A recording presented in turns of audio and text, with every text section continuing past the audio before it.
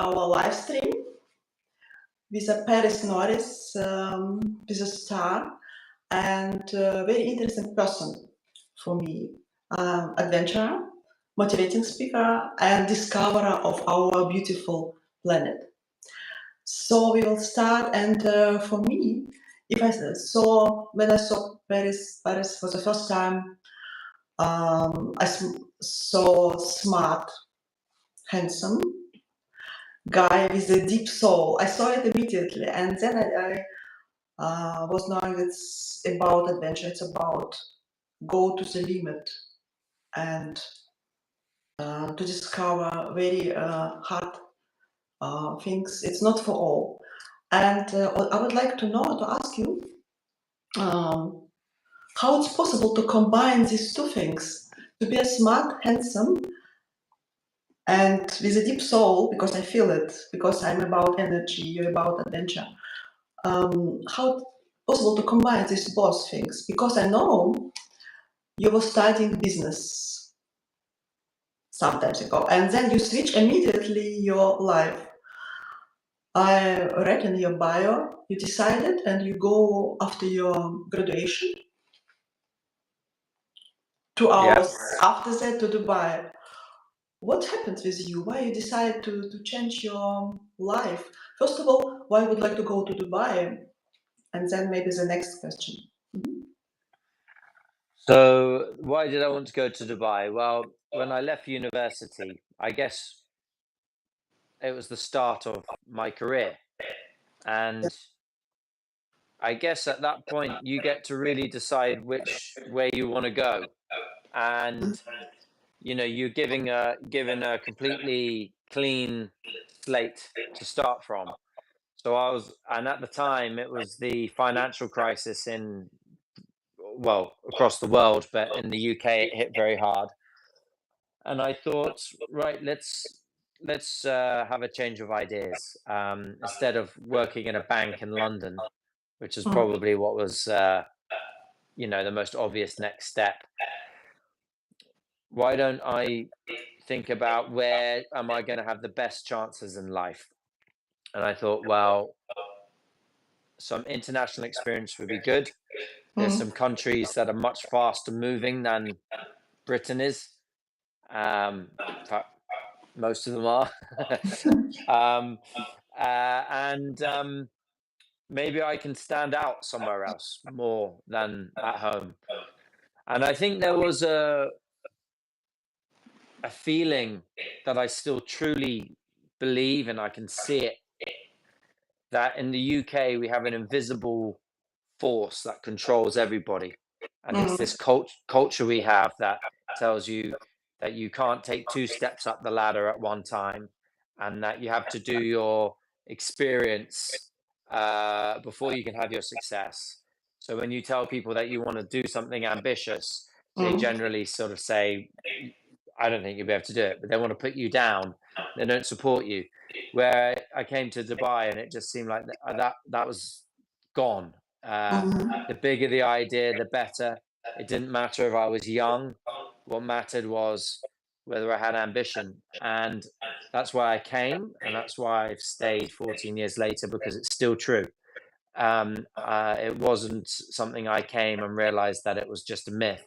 It really is true. And now when I go back to the UK, I get depressed at the way that people are kept down with mediocre ambitions and ideas. So that was the reason to move. The other part of your question was why the change? Well, I started off with this ambition to be an entrepreneur, and I still think I am an entrepreneur. That's still inside what I am. I haven't changed my line of career as far as I'm concerned. But on the outside, it looks like I have, because when you're an entrepreneur, you try a business and it works, doesn't work, and you try a new business and it may be a different industry, you know what I mean? And the idea is that you're able to set things up.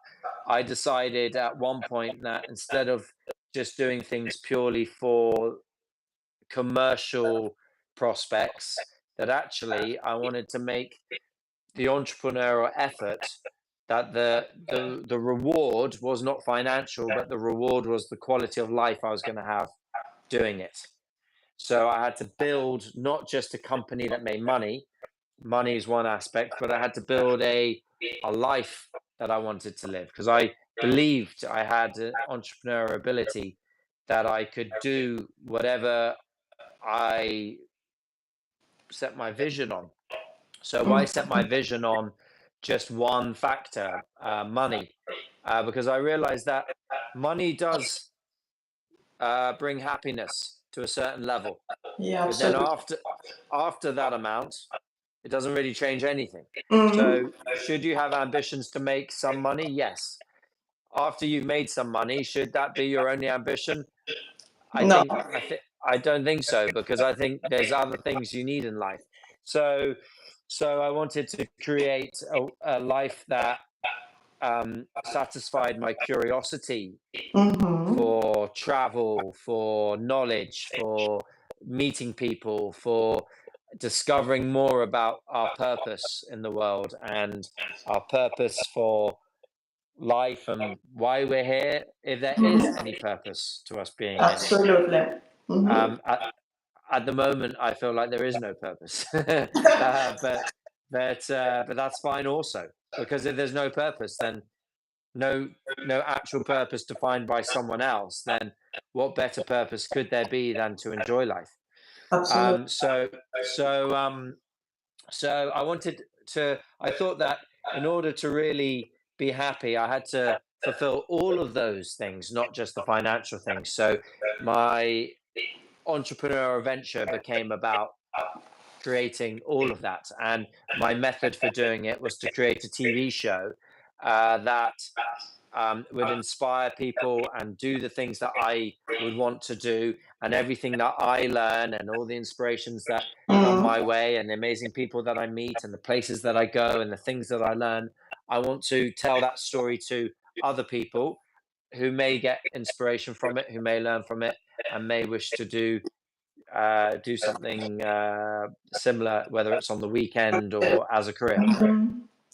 Great. I absolutely agree with you because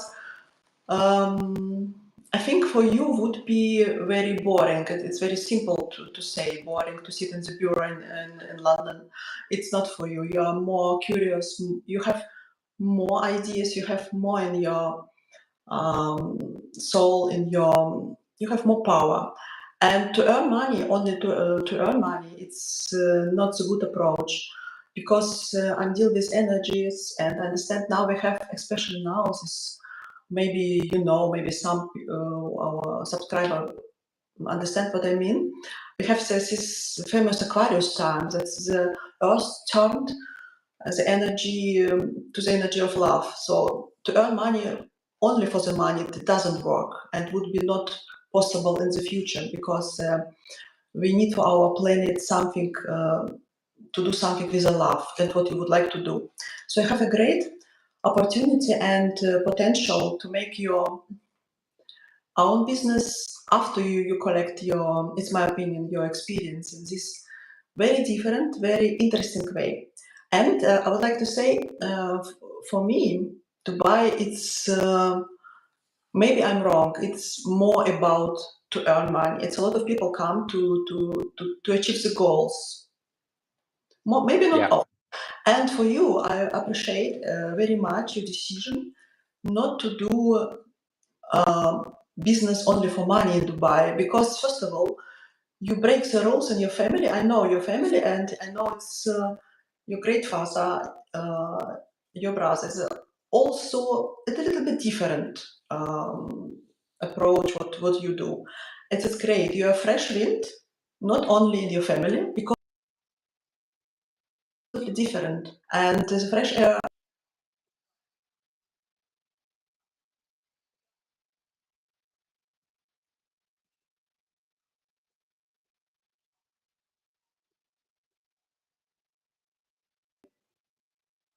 this approach of this guy people to motivate, maybe to explain. For me, you bring like a love in Dubai, because Dubai is not always love. It's sometimes goals and money. And for me, you're a great, absolutely person because you break all rules and do your own way. And I would like to ask you, what is actually love for you? It's a very genuine. We don't know. Some people understand it's love between men and woman. What is love for you in general? To do something with love. Mhm. Love, I guess you mean love in the wide sense, like Yeah, the wide passion. sense, absolutely. Passion, yeah. So what is my passion? What is love for you in general? Ah, With passion. the meaning of it. Yeah, if you do something, you do it with passion. Maybe it's the same for you as like a love. Hmm. Yeah, so I definitely chose my current path because of passion. And the thing about passion is, I think the way that I looked at it, I thought, because it's an interesting thing. If you ask people what their passion is, Yeah. they will tell you, my passion is HR, human resources, or my passion is forensic accounting, and it absolutely isn't.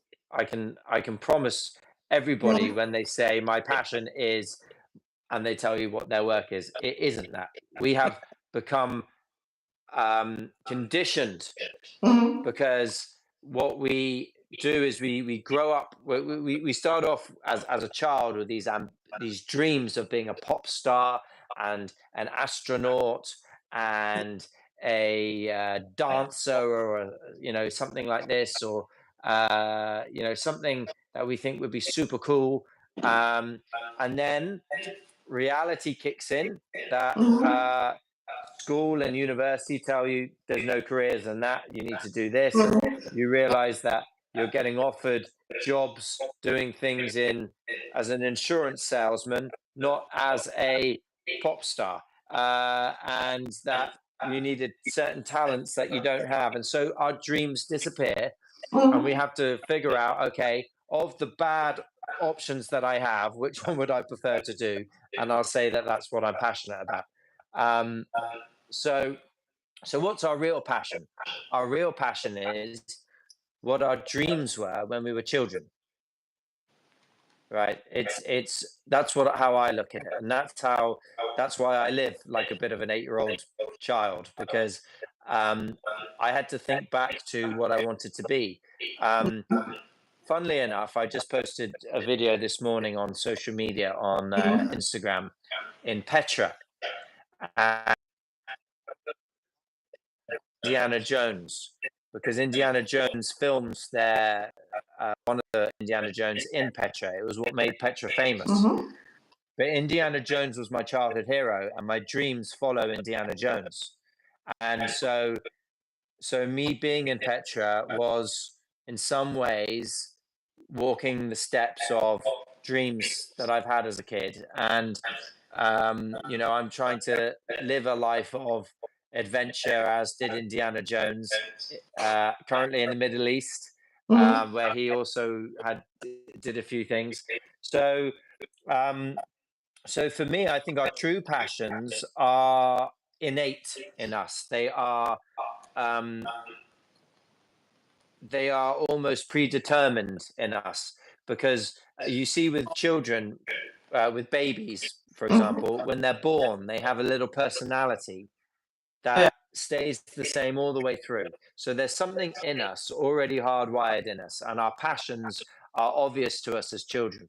But as we grow up, those passions start to be put in the graveyard, and we Mm-hmm. start to look at what are we realistic, uh, and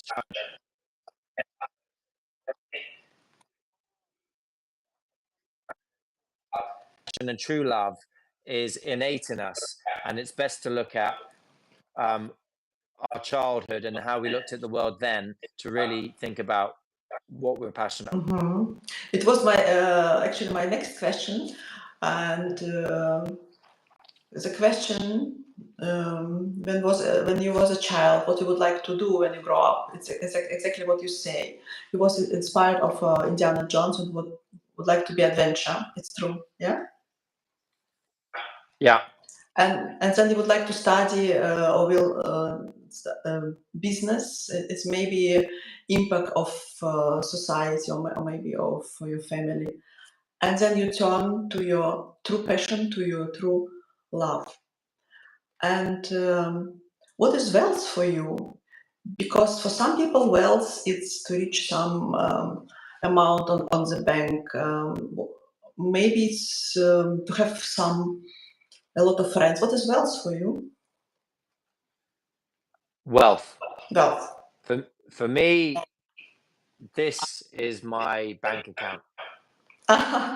Wealth is how big and experienced and how many stories are my money, and they literally are my money, because when I tell stories, that's how I make my money, because I tell stories through my videos. I do a lot of public speaking where I talk about my stories of different adventures, sometimes my travel show, sometimes my row across the Pacific Ocean. And for me, stories are it is what everybody loves to listen to stories. So Yeah. there's always a market for stories. But for me, it's helping me build my knowledge and my understanding of myself, my understanding of the world, the understanding of other people, different cultures. So for me, the my savings account is in here. It's how many experiences and memories I have, and in some way that also will translate into financial wealth in one way or another, combined with a bit of hard work and some clever sort of ways to make money. But you need the um, I think experience is what is able to give you a balance of knowledge to be, when making decisions, when you have enough experience, you're able to make decisions that will have the right outcome, at least more times than they won't have the right outcome through experience. So I think I very often meet people who seem very smart, but when you listen, you can hear that it's secondhand information. Either they read a lot or they listen to other people a lot, Yeah. and they can regurgitate the same information very convincingly. A lot of these public speakers that I see on social media and things like this, these people, motivational speakers, I can hear that they can say some really clever things. But the problem is when I look deep into them, I realize it's clever, but you didn't learn that. And to me, that it it's not really that, they're not really that clever. It's easy to say something clever, but when someone else has learned it from their experience and you've just heard it, yes, you can learn something from other people's experiences, but I think you really, really know when you've actually had the experience yourself, when you've done something and you've seen the result, whether it's failed or succeeded. When it's your experience, you've learnt it deeply inside you. But when you learn experiences from other people, you can learn from them, but you don't learn as deeply. Yeah, absolutely. A lot of people don't allow themselves to follow the dreams, and I can see immediately in the eyes of the people how happy they are because their eyes can't lie. If they have a light, it's really love and passion to what they do. Your very great adventure, it's rowing through the Pacific. Um, I saw a lot of interviews, and I know it was a real challenge. What does it mean for you, this 49 days? Describe your personality, Paris before and after.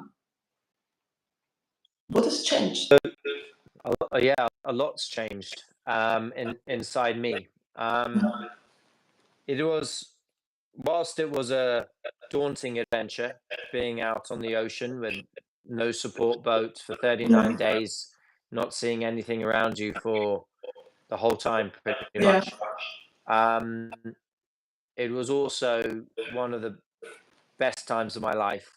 I loved it. It was cleansing, time to think, time to talk, no distractions, no social media, no TV, no Mhm. entertainment, nothing else to do, just you and three other good friends just exercising and rowing across the ocean, and it was wonderful. It was one of the best times I had. Um, Lots of things changed inside me. And the biggest sort of paradigm shift for me was a realization of what's valuable to me and what isn't. Mm. Because when you are in a small boat with nothing, we didn't have a bed, didn't have a shower, didn't Mm. have a toilet, didn't have fresh food, let alone the luxuries of life, like being able to go uh, on a to a nice restaurant, or Yeah. tonight I'm going for an event, at a nice hotel, or even simply just taking a walk. I couldn't even do that. Yes. So really stripped of everything, you then start to really feel what's important and what isn't, and you realize that you don't miss 99.999% of everything in your life. And Mm.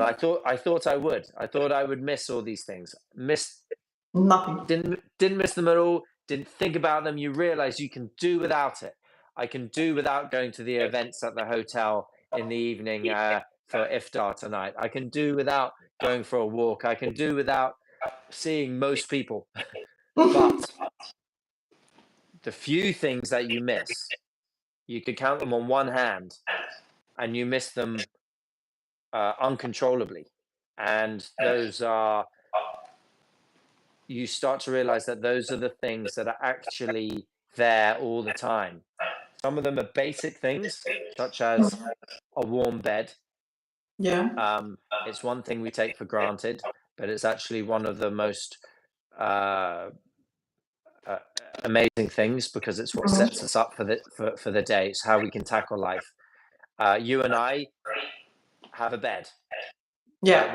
When I left Northern California, I saw a lot of people who didn't have a bed that night. A lot of homeless people.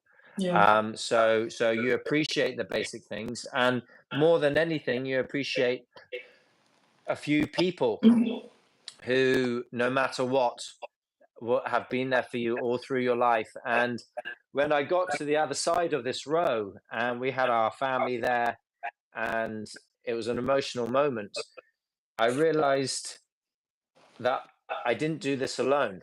That actually I've got to where I've got to because I've had support from Mm. so many people, so many things. Yes.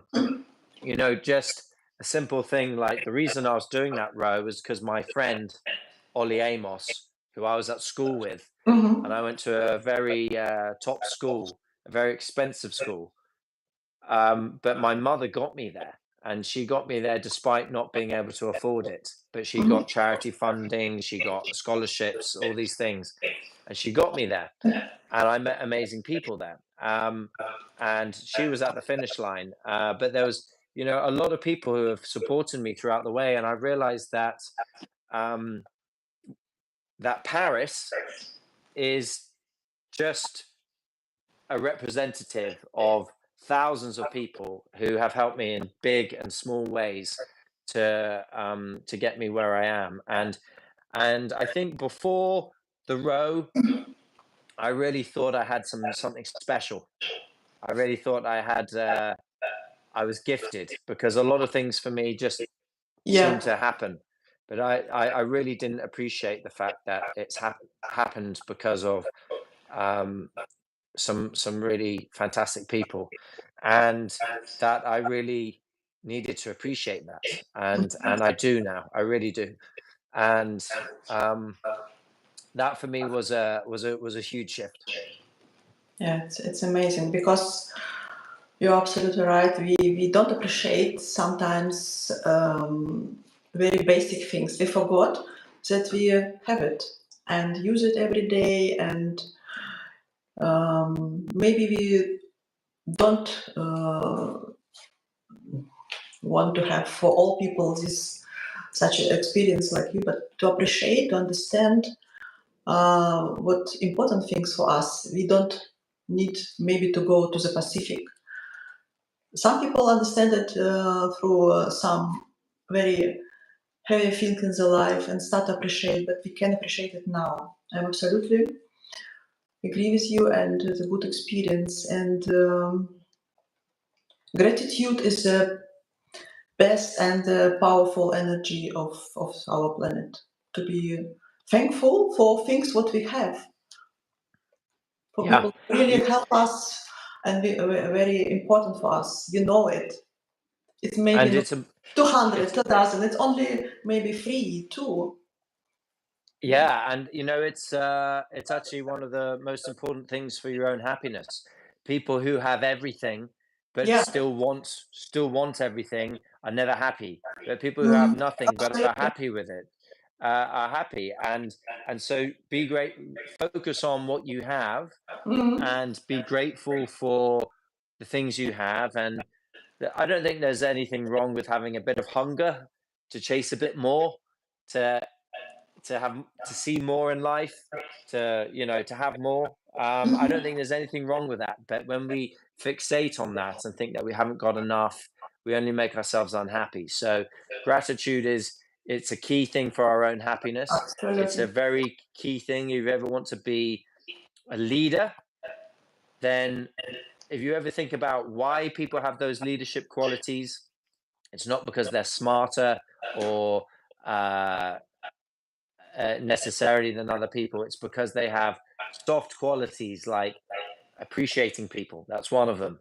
Mm, Taking time to explain things, um, connecting with people, seeing people as humans, and mm, understanding their concerns and what they're going through.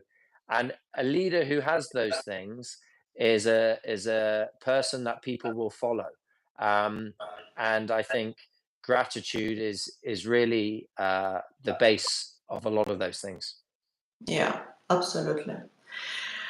Thank you so much because it's very truly and very deep experience, and for a lot of people, it would be maybe the first step or first thinking to appreciate and to have gratitude to the very simple things of our life. I would like to make like a short break, like a play, when you allowed me to make some visualization with you. Okay. I would like, because I'm a healer and I can feel the energy of people, and through this visualization, a small play, we can maybe understand something better and visualize your wishes or your something. Maybe it's open something new sides of you. So now I would like to be connected. I send you my energy to your heart. You release, and you can close your eyes. You can open it if you wish. You decide for yourself. Okay. So now we can. We are completely quiet, Hmm. and your thoughts you put in your heart area. Ask you not to hold the hands, also only to take it on the yeah, yeah, it's better.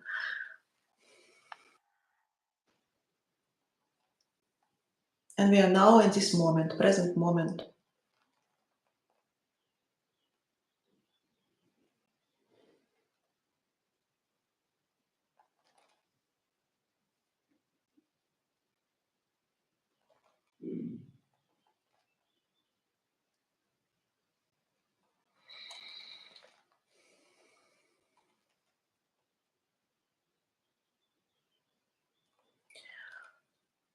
And now you imagine you are a river. It could be in your own way, maybe one faster and a smaller, and you observe in your imagination how faster is your river, how fast is your water, and what is it. And you go with this flow of your water, your imagination,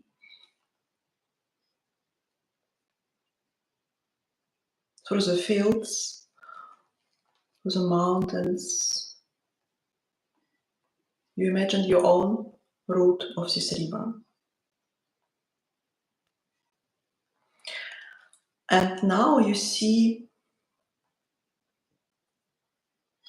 mountains on the left of your flow, of your river.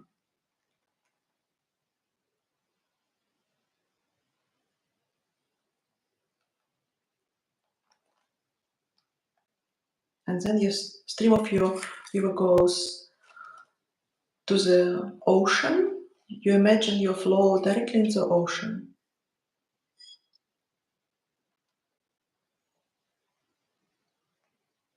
And now you go deeper in the ocean, deeper and more deeper, and now you imagine you're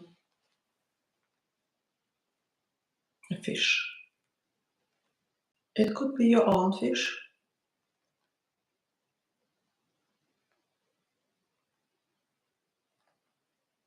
And you see a lot of different fishes near to you.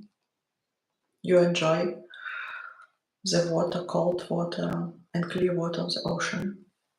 And now, rapidly you go from this deeper water to the surface, and you would be a bird. And now you fly higher and higher, and only you decide what kind of bird you are. And you're free and you fly through the sky.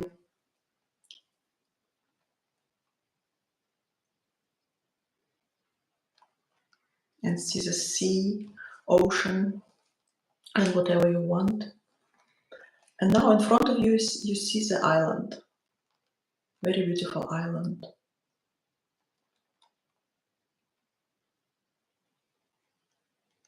And you can imagine on this island what you want, what your imagination says to you. It's very beautiful and fantastic island.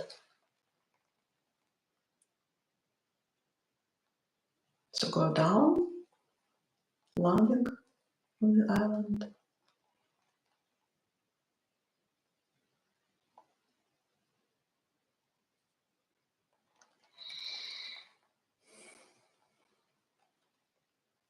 And now you put your all imaginations again to your heart area.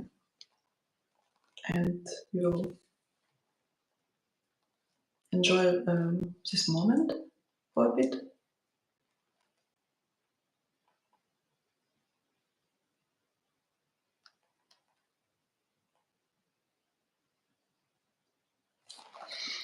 So thank you so much. And now we're again in our body, we're here. So if you would like to describe me, what was the river and what was what kind? Yeah, so it's interesting because when you just asked me to think about these places, Mm, I could immediately think of exact places I've been.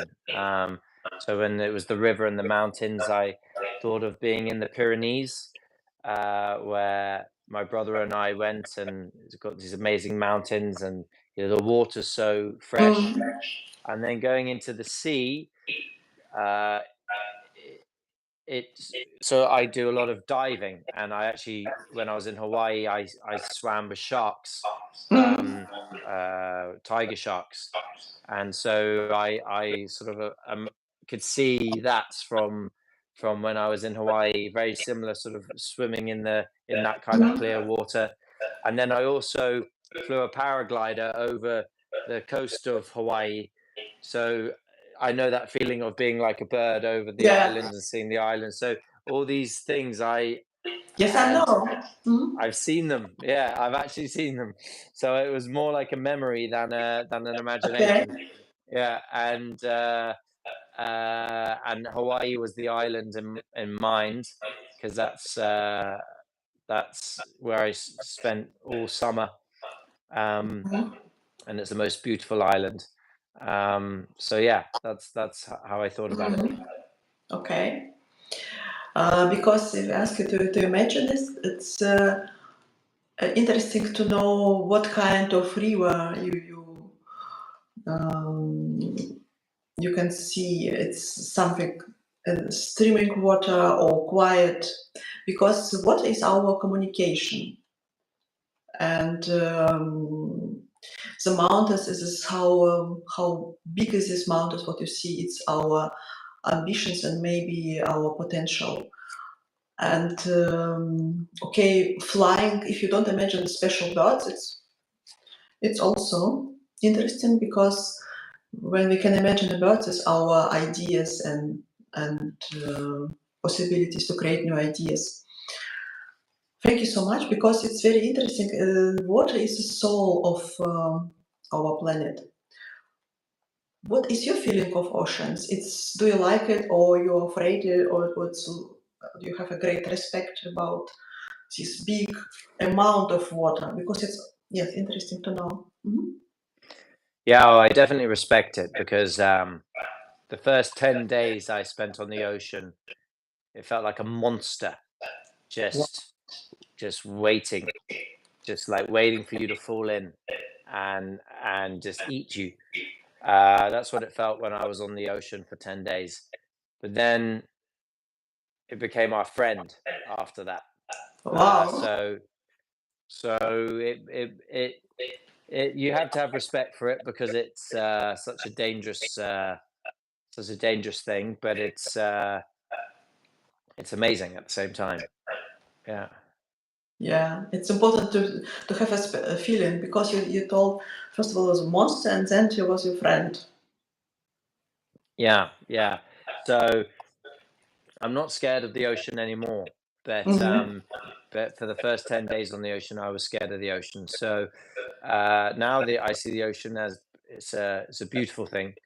It's amazing. So vast, and there's so much energy in it. Um, Hmm. uh, so yes, I have definitely a respect for it. I wouldn't say I'm scared of the ocean. I love it. Hmm. It's interesting. Because we are all part of the nature. We are once actually with all things what we have.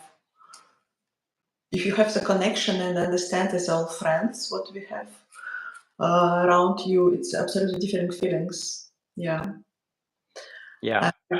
and it's interesting what you would say. Imagine you are now 95 years old. What this Paris with 95 would say to you now? Oh wow. So Wow. I sometimes look back at I sometimes think about what I would say to myself Mhm. if I was talking to 18-year-old Paris. What would I say to him? Yeah, But exactly. I've never thought about what I might say to me now. Um, I think the things that maybe I would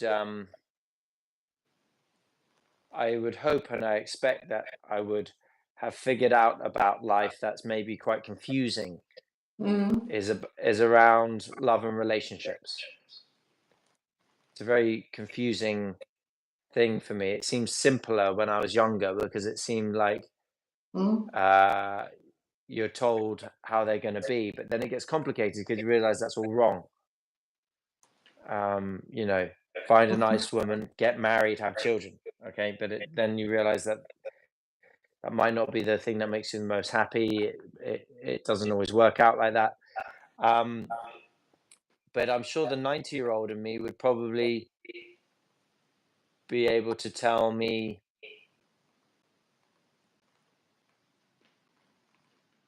a wise suggestion of what would make me happy.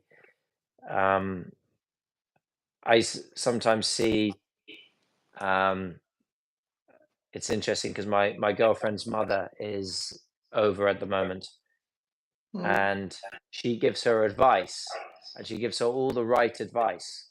And for some reason, it's so confusing for her to know, but her mum can just say something and just know what to do. And then when Mm. she deals with me, it just seems to work. And that's what age and experience does to you. That you're able to look back and realize that you were an idiot when you were younger, you know. So I'm sure the 95-year-old Paris would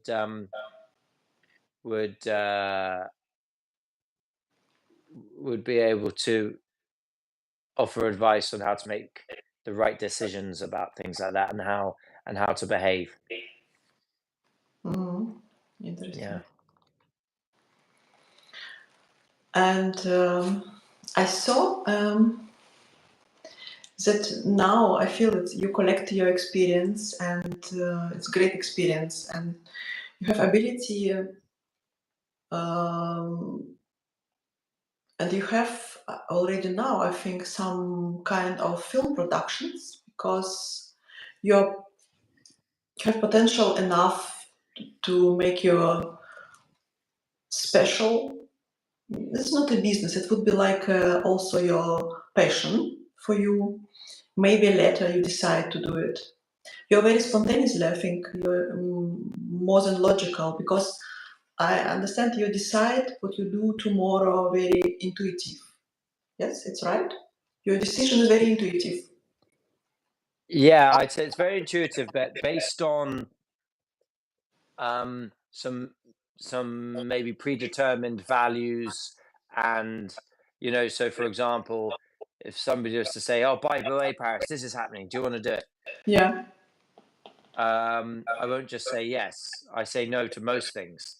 But if it fits within my framework of what I need to do with my life, then I'll say yes immediately and do it. So yes, definitely spontaneous. But I make my decisions based on some sort of understood kind of, I guess, a plan for myself, a vision for myself of what I Mhm. want. And if it fits within that, then I'll take an opportunity for something immediately. But if it doesn't, then I'll say no. Okay. And I saw you was playing the small guitar. This through this rowing of Pacific.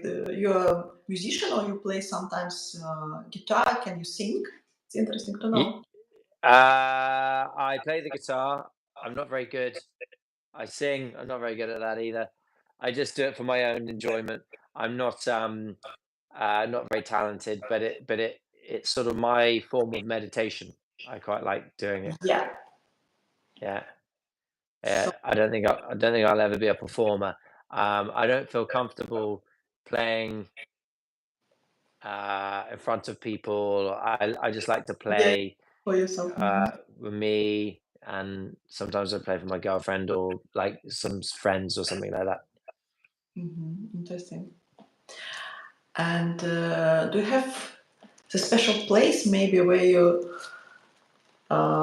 take your energy, your power? Maybe it's everywhere. Maybe it's some kind of your home or nature.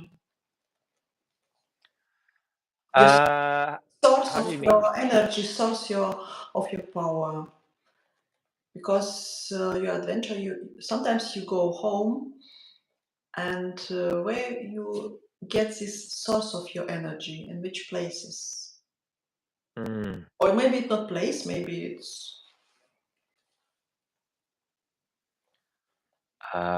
It's a good question. I don't know the answer to it, to be honest. Um, what brings me energy? Um, what brings me energy?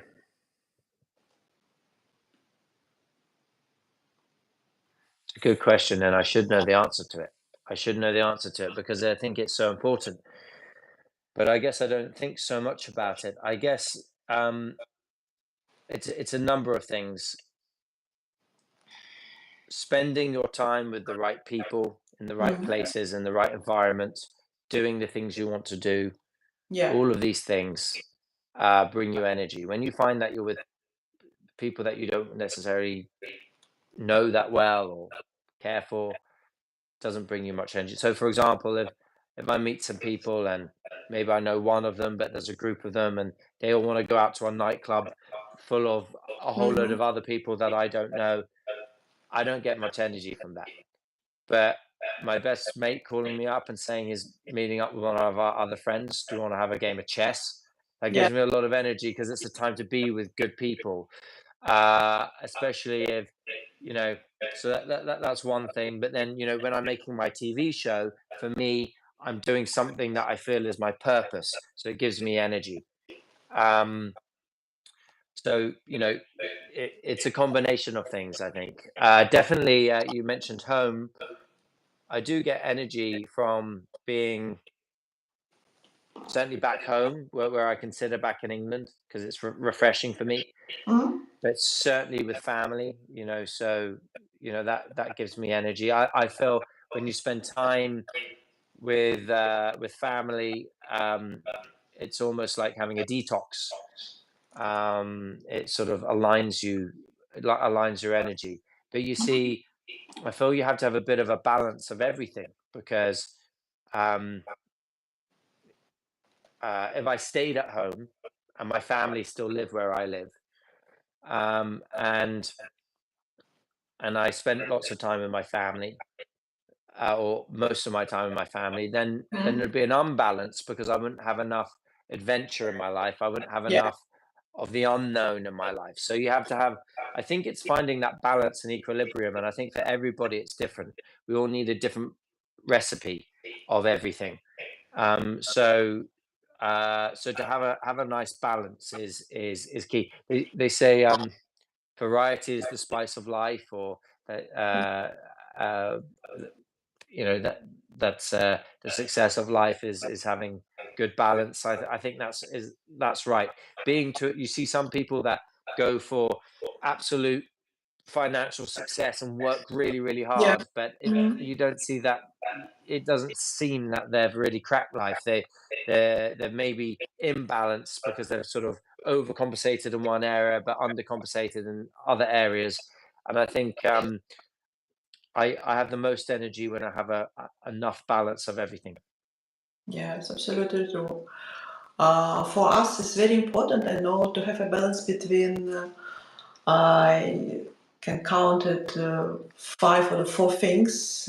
First of all, we are born to be happy. Without happiness and love, when we something do, it would be mm, not only boring. It would be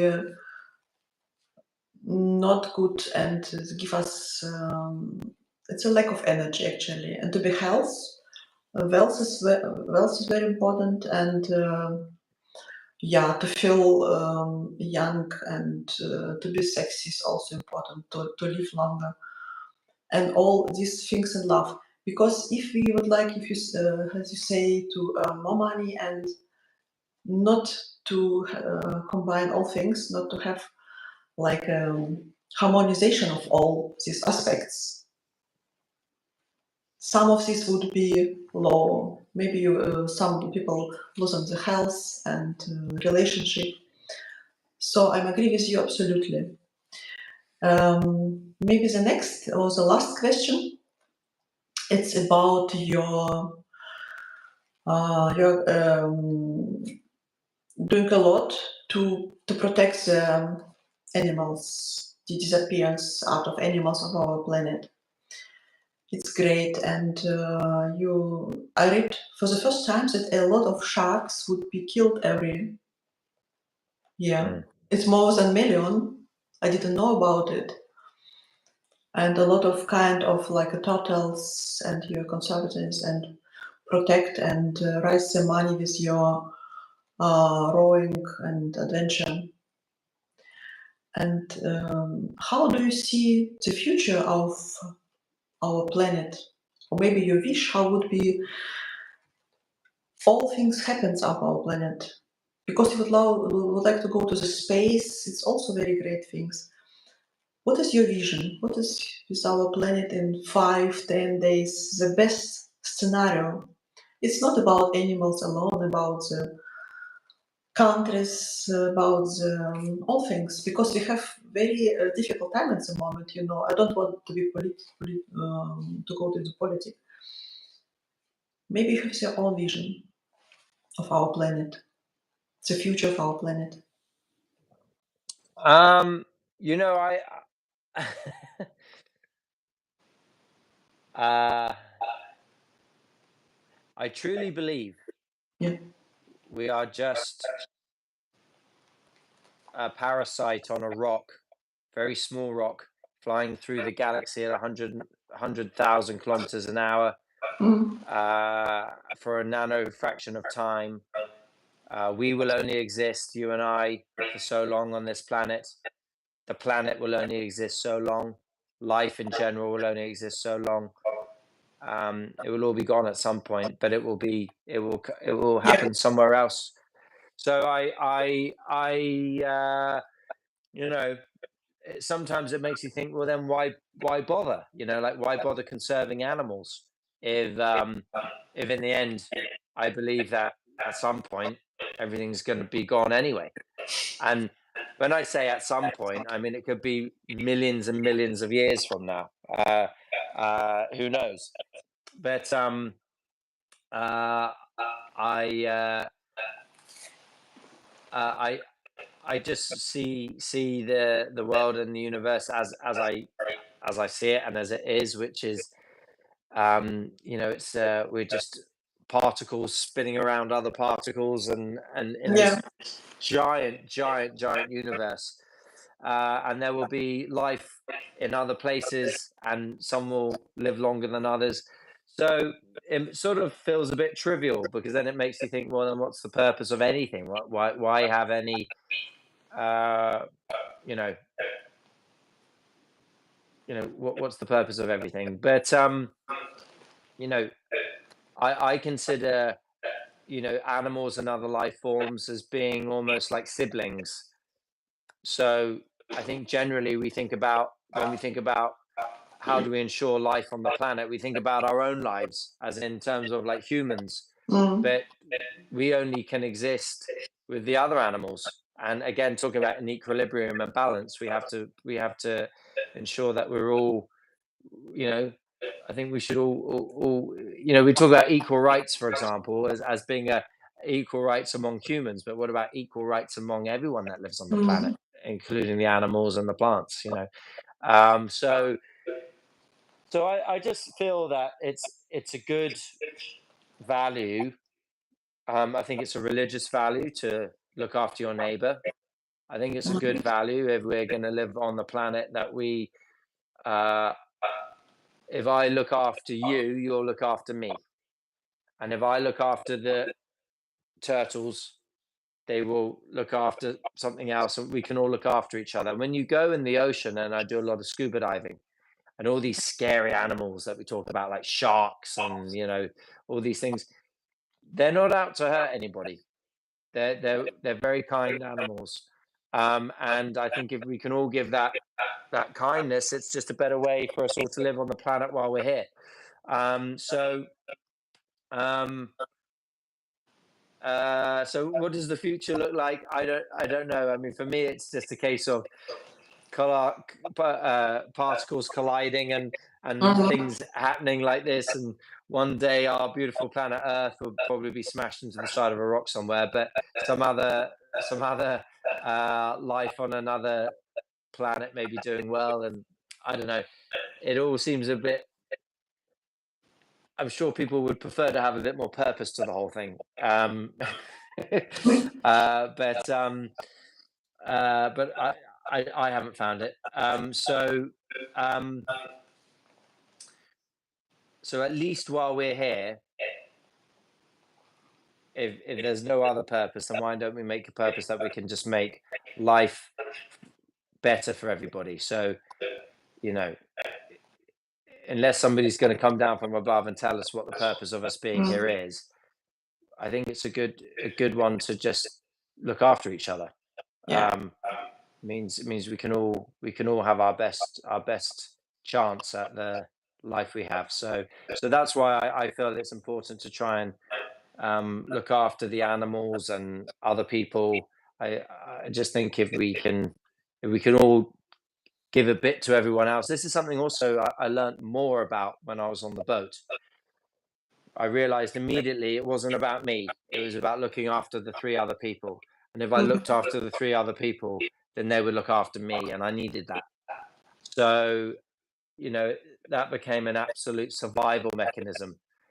But actually, it is how we're all going to survive the best, is if we all just focus on looking Mm. after each other.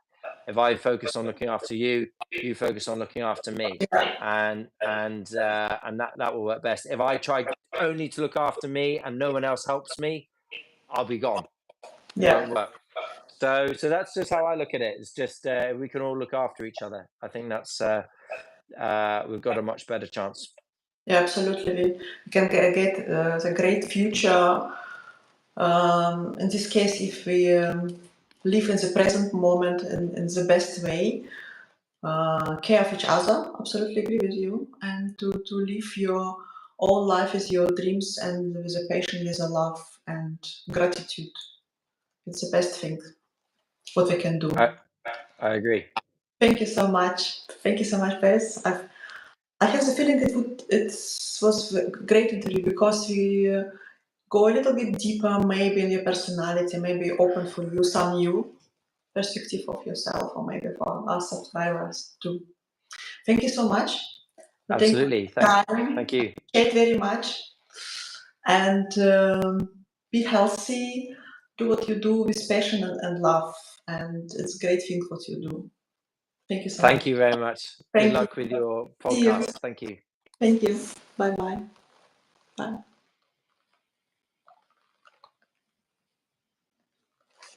Oh, how does it work?